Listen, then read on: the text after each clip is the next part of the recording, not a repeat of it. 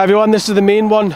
This is the last words. You've seen the vlog that I've done, you've seen the quick thoughts which I've had to do. Johnny's obviously presenting the previous vids, and this is the last word. So obviously everybody subscribe to Newcastle Fans TV. This is the most detailed video because we go a little bit more in depth. We are just literally around the corner from Scotland. Feels a bit weird doing it in daylight. Yeah, let's crack on with it now because we're deflated. We'll go with the lineup then, Johnny. There was some speculation, was Darlow going to play under 23s? Didn't see none of that. However, the under 23s were on the bench. Well, obviously with all the injuries from against Leicester, there was going to be under 23s on the bench. I think there would have been under 23s on the bench against Wolves if we had to play Wolves today. But that was probably the strongest that we could have gone today. I don't think we could have got any stronger, really. You could argue about Dwight Gale, where was he? But apart from that, there's no... Five at the back though? Yeah, I probably would. I would have got in message with all the rest of the lads in the group. I would have gone four at the back. I said I would. Because then you could have released one of the... Exactly, but I think what we did was, I think Bruce has said, well, let's just get the ball and we'll actually have the ball for a change. It worked to a treat first half. Aaron takes the goal well, but yeah, five at the back is a little bit baffling, but it worked first half and you can't really argue against that half, really. Let's talk about that first half because it was brilliant. Probably funny, Newcastle's best half against the League One side. That's the thing though, isn't it?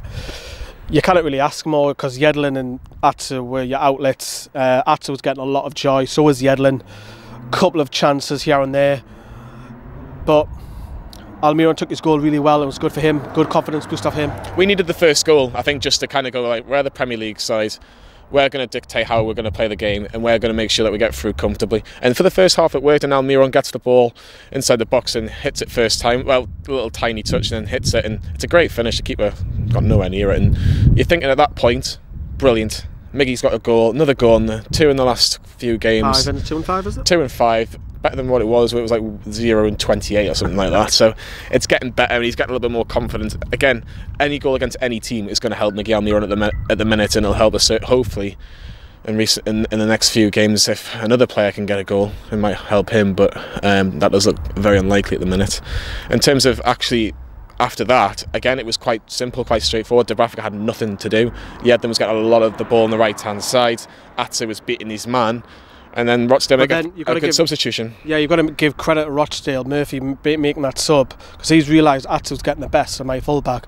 Brings on the 17-year-old Matheson. We've talked about the preview. Didn't see Atsu for the rest of the game. He didn't, but I think he was injured, that fullback. But when he came on, he kind of galvanised the whole ground. I think there's a lot of big clubs after him. He brings a lot of forward energy, doesn't he? He does. He's very quick. He's got no fear at all, and I think there's obviously a lot of Premier League clubs that have been linked with him. Why are we not knocking on the door for this young lad? You know, even if you say to Rochdale, right, you can have him on loan till the end of the season, get the deal done, because I think he's a good player, and you can go, well, let's see what he's like in pre-season, and if he's not what we think pre-season, then you can lower him in the Championship and go, well, baby steps to get him in the Premier League. But we might be in the Championship if we keep on playing like that. The heavens have opened. We are in Manchester. It does rain all the time in Manchester.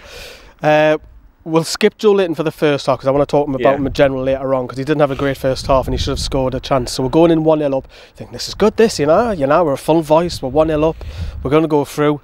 Just get into that second round. I didn't care in the second half. I just fourth round, sorry. Get past second half, second half, that's what I was trying to say. Get it in the fourth round in the second half, play ugly, just win it. However, totally different game. They brought Aaron Wilbraham on, who scored against her in the Championship for Bristol City, scores against her again though, Johnny, but there was several of chances leading up to that goal, and there was only one side second half who looked, for me, who were going to go and win that, and that was Rochdale once they scored. I can't believe what I'm going to say here. Aaron Wilbraham changed this FA Cup game. Like, he did. He came on. 40-year-old bloke. He came on and just got himself a bit. He got used to the centre halves. He said, "I'm going to win every single header today," and he won the majority of them. And he had chances. Dubravka's made 2 really good saves. They've hit the post, and then eventually that goal was coming. That goal was 10-15 minutes before it actually came. It really was.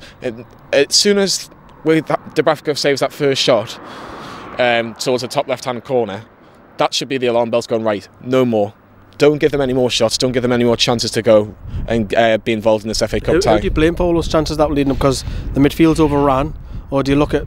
Do you look at Bruce and say, how are Bruce? I think it's a mixture of the players and the manager. But again, I think we look fatigued. I think we looked really fatigued today, which was strange because Rochdale for the first 45-50 minutes were running around chasing the ball.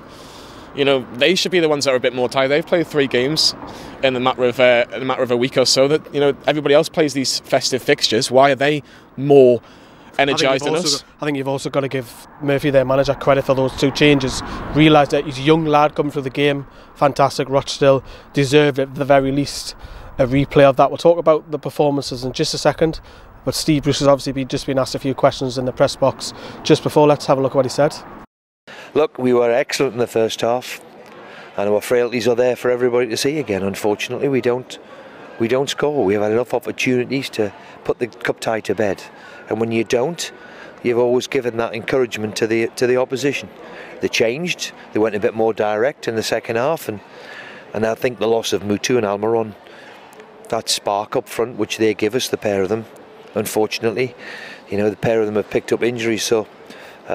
We'll see how they are, but I think that the momentum then changed their way. But let's be fair, the cup tie should have been out of sight, and we'll have to do it all again, and whenever it is, 10 days time or whenever it is.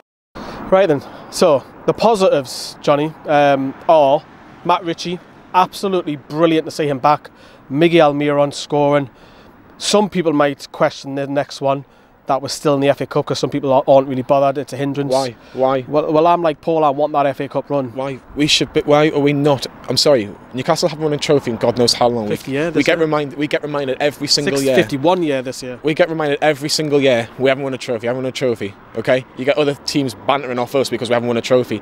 Take the competition seriously. Do you know what it is? Sometimes I'd rather forget about the League at times and focus on an FA Cup, because we're not going to win the Premier League anytime soon. The FA Cup, you just need a couple of good draws.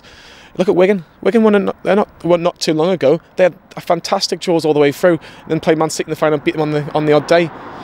Look, 6 years ago, that's all it was. Do you know what this is what we're saying. We take the FA Cup as a liberty, we really do, and it's not good enough anymore. It's not been good enough for a long time, and the board can talk about the fact that it's a priority for this football club, this, that and the other. If you look at that performance today in the second half, is that a priority? Because it isn't for me. No, it was very, very poor. But we'll stay on the positives there briefly. Matt Ritchie's back, man. We need him back, because of Willems, we don't know how long he's going to be out for. Dummett, we don't know how long he's going to be out for. The thing that I noticed straight away, he's barking orders. He's literally been on the pitch a minute or two. He's talking to Hayden. He's telling Matty, Joelinton, Atsu. He's telling them where to go. He's and that's a leader. He is a leader. If I haven't got the cells on the pitch, I would put Dubravka in that sort of category. Shelby's for me. I know Shelby will probably play next week, but yeah. You could put Dubravka maybe in that category. He's a bit of a leader, but they're the only 2 or 3. But we desperately miss him just for his quality on the ball, and he is another body. And look, he wants to play for this football club. Who else wants to play for this football club? Because at times it doesn't look like many people do. But yeah, good to see him back. The negatives. Obviously, we've already touched upon the performance of the team. Individual performances. You've got to look at Joelinton straight away, haven't you? Chirac called him out, so did Matt Letizia the other day. It's becoming a joke now. If it wasn't a joke before, I think it's getting to a stage where you seriously have to drop him for next week. Is Bruce too scared to drop him because of the price tag? No, I don't think he is. I think he's dropped bigger players than Joelinton in previous teams. Has he? 40 million striker there though. Well, I say striker. He's not actually. I don't know what he is. He's not a striker, is he? I'm scratching my head. What is he? Well, in the Bundesliga, is he on the wing? Is he behind the main man? Is he on the left? We don't know his best position. His link-up play for a big man is shocking. Well, did you feel confident when he was on the team sheet that he was going to score today? Well, when I'd done the drive down preview, I was like, it's going to go one way. He's either going to score a couple, he's going to get bags of confidence, or it's going to have a negative impact if he doesn't score against a League One side where he did have 2 clear chances. Right, I'll ask you the question. I'm going to ask you this question again. When he's through one-on-one in the box on his left foot, you think he's going to score? 7 out of 10 times probably, because he's in that position. And you're thinking, right, he's got a clear shot on goal. A Premier League striker should be putting that in the back of the net. Like, apart from that goal against Tottenham, he's done not a lot. I've defended him because I feel like he should get more service, and I do believe that in games previously he should have got more service. But today you cannot defend that today. I don't know if he looked knackered. I don't know if he's not used to the Premier League. This isn't even the Premier League team, by the way. We're playing against a team that are struggling to stay in League One. And would he get in Rochdale's team? Would he get in front of Wilbraham? No, and Wilbraham's 40 years old. Joelinton's a £40 million striker. Who would you rather have at Newcastle? The 2 40s. Yeah, it's disappointing. Look, there's several other players that you might have a pick on, but I think Joelinton deserves it a little bit more than the other two players which have scored in the scoring. The players have knocked really down. Joshua Mutu's had 2 games. He could be injured. Where's Dwight Gale today?